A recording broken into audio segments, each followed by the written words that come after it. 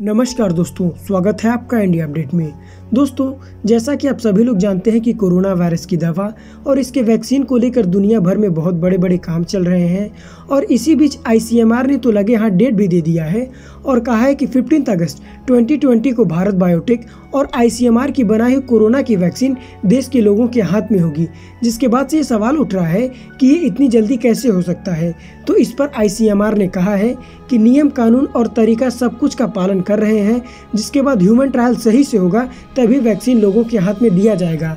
जिसके बाद से हमारे सामने ये सवाल उठता है कि ह्यूमन ट्रायल होता कैसे है, इसके नियम कानून क्या है, किसी वैक्सीन को बनाने से लेकर हमारे बीच आने तक इसमें क्या क्या प्रोसेस होता है। इसके अलावा वैक्सीन के ह्यूमन ट्रायल में हिस्सा लेने वाले लोगों को क्या पैसा दिया जाता है। वहीं दोस्तों, ह्यूमन ट्रायल से पहले की कहानी क्या होती है। इन्हीं सब सवालों से जुड़े और भी सवालों के जवाब को समझेंगे, तो चलिए जान लेते हैं।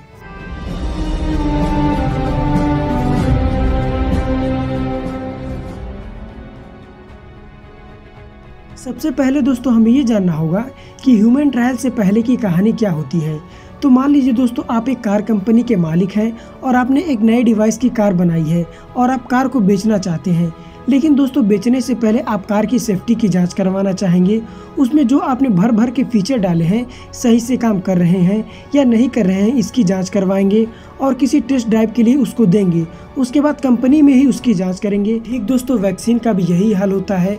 लैब में तो बना ली वायरस का कमजोर रूप लेकर, लेकिन इसे इंसानों पर जांचने से पहले बंदरों पर इसका जांच किया जाता है, क्योंकि बंदरों का जो जीन होता है हम इंसानों से बहुत मिलता जुलता है और बंदरों में अगर किसी वैक्सीन ने सही से काम कर दिया तो फिर हमारा नंबर आता है और फिर देश और दुनिया की जनसंख्या को निरोग बनाने और सुधारने का जिम्मा हमारे कंधों पर आ जाता है और वैक्सीन की जांच अब हम पर की जाती है। अब दोस्तों, यहाँ से शुरुआत होती है ह्यूमन ट्रायल की, और अगर इसे भारत के संदर्भ में समझा जाए तो हमारी एक संस्था है CTRI यानी clinical trial registry of India.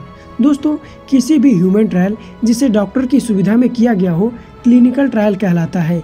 यहाँ पर अपने लैब में किए गए सारे प्रयोगों और गैर इंसानों पर किए गए ट्रायल के रिजल्ट ले जाना होता है। यहाँ पर आपको बताना होता है कि आपने कितने चरणों में कितने लोगों पर ट्रायल करेंगे, किस तरीके से ट्रायल करेंगे, जिसकी CTRI देखभाल करती है और आपके परिणाम सही हैं, भरोसे करने के लायक हैं और उसे लगता है कि आप कुछ कमाल कर सकते हैं तो आपको परमिशन दे दी जाती है। फिर आ जाता है अगला स्टेप। लेकिन दोस्तों, अगले स्टेप में जाने से पहले हमें ये भी जान लेना चाहिए कि किसी भी वैक्सीन के ट्रायल के कितने तरीके होते हैं। और इसमें पहला तरीका होता है लोगों का एक्सपेरिमेंटल वैक्सीन का डोज दिया जाना।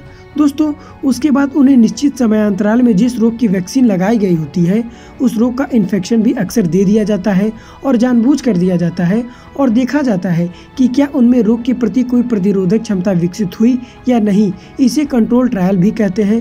दोस्तों, यहाँ हम आपको बता दें कि किन्हें इन्फेक्शन दिया गया ये सब कंट्रोल में है, लेकिन हर बार इन्फेक्शन दिया जाए ऐसा नहीं होता है और कई बार लैब में काम करने वाले लोगों पर भी इस वैक्सीन का एक्सपेरिमेंट किया जाता है, लेकिन इसके दुष्परिणाम ज़्यादा होते हैं। क्योंकि दोस्तों, अक्सर देखा गया है कि इस प्रकार के ट्रायल में हिस्सा लेने वाले लोगों की जान पर भी बन आती है, इसलिए ये तरीका ज़्यादातर जानवरों पर ही इस्तेमाल में लाया जाता है और साथ ही इसमें कम से कम लोग हिस्सा लेते हैं।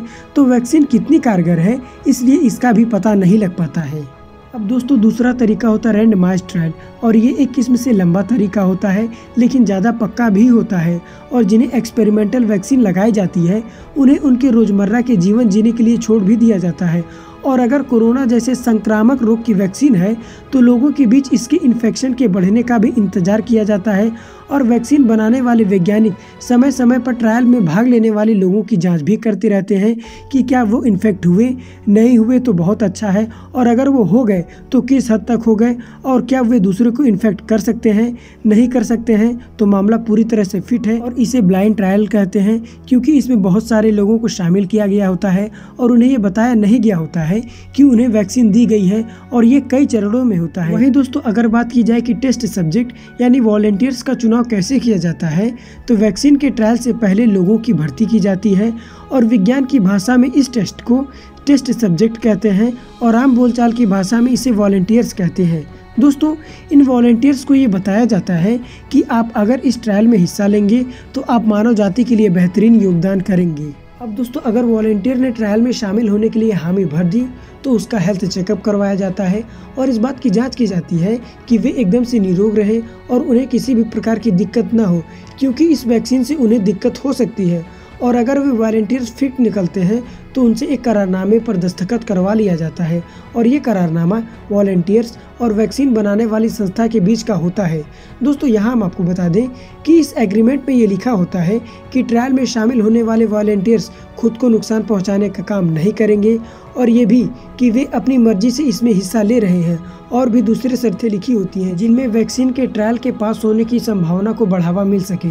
दोस्तों यहाँ हम आपको बता दें कि कई देशों में इन वॉलेंटियर का बीमा भी करवाया जाता है और कई केसों में इन वॉलेंटियर को एक निश्चित धनराशि भी दी जाती है ताकि अगर इस ट्रायल में उन्हें कुछ हो जाए तो उनके घर वालों को धनराशि के साथ साथ उसका मुआवजा भी मिल सके।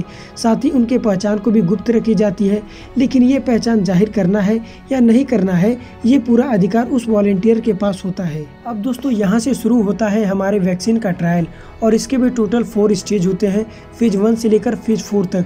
फेज 1 में दोस्तों अमूमन 5 से 10 लोग हिस्सा लेते हैं और जिन वॉलेंटियर का चुनाव किया जाता है उन्हें वैक्सीन की एक निश्चित मात्रा लगाई जाती है और कई केसों में वैक्सीन का डोज 15 दिन से 1 महीने के बीच में दोहराया भी जाता है।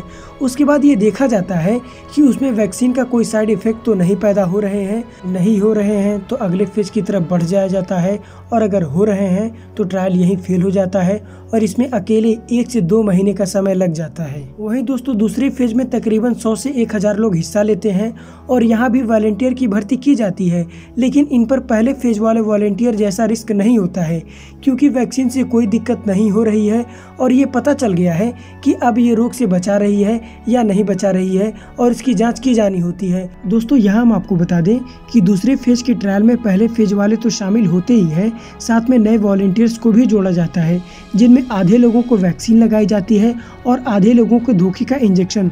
जी हाँ दोस्तों, इस धोखे वाले इंजेक्शन को प्लेसिबो कहा जाता है और इसमें अक्सर केवल इंजेक्शन वाला पानी ही होता है। अब दोस्तों जिन्हें वैक्सीन दी गई होती है और जिन्हें प्लेसिबो दिया गया होता है उनमें होने वाले परिवर्तन को देखा जाता है और अगर सब सही निकलता है तो आगे की बात की जाती है और इस चरण में 4 से 5 महीनों का समय लग जाता है और इस समय में ये देखा जाता है कि कितने वॉलेंटियर रोग से इन्फेक्टेड हुए और कितने नहीं हुए।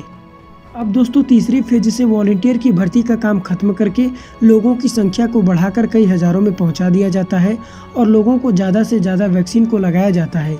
दोस्तों यहाँ पर जल्दबाजी इसलिए किया जाता है क्योंकि इन्हीं लोगों को बचाने के लिए वैक्सीन भी बनाई गई है, जबकि लोग घुल मिल रहे हैं, रोग फैल रहा है और 10 से 12 महीने बीत चुके हैं, जिसके बाद से वैज्ञानिक ये देखते हैं कि वैक्सीन लगाने वाले कितने लोगों को ये रोग हुआ और कितने लोगों को नहीं हुआ। दोस्तों अगर मन माफिक आंकड़े आ गए तो फेज 3 के बाद से सीधे वैक्सीन का निर्माण शुरू कर दिया जाता है और अगर मन माफिक आंकड़े नहीं आते हैं तो आखिरी में आता है फेज 4।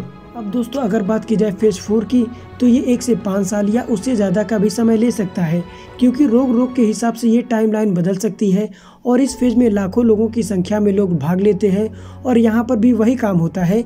वैज्ञानिक बस अब ये देखते हैं कि कितने लोग रोग से सुरक्षित हैं और कितने ज़्यादा बचे।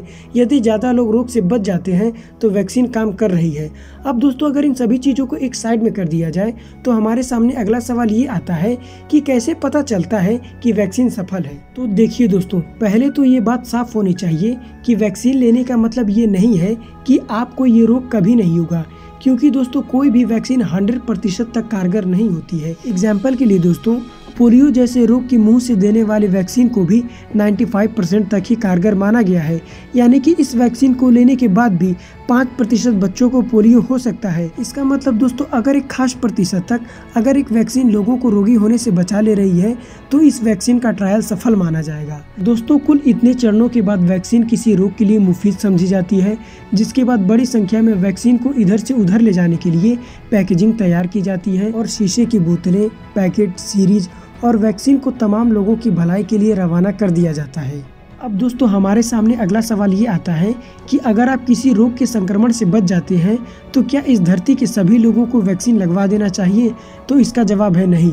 दोस्तों वैज्ञानिक कहते हैं कि हार्ड इम्यूनिटी यानी पूरे मानव प्रजाति में रोग से लड़ने की क्षमता विकसित हो, इसके लिए भी कुल जनसंख्या में केवल 60% लोगों को वैक्सीन लगाने से ही काम हो जाएगा। यानी कि इतने लोगों को अगर वैक्सीन लगा दिया जाता है तो संक्रमण का साइकिल आउट हो जाएगा और वायरस पूरी तरह से खत्म हो जाएगा। बाकी दोस्तों अगर इस वीडियो से संबंधित आपके पास कोई सुझाव या सजेशन है, या आपको लगता है कि इस वीडियो में आपको किसी भी प्रकार की गलत जानकारी दी गई है, तो उसे कमेंट बॉक्स में जरूर लाएं। तब तक के लिए रहता हूं दोस्तों, जय हिंद, जय भारत, वंदे मातरम।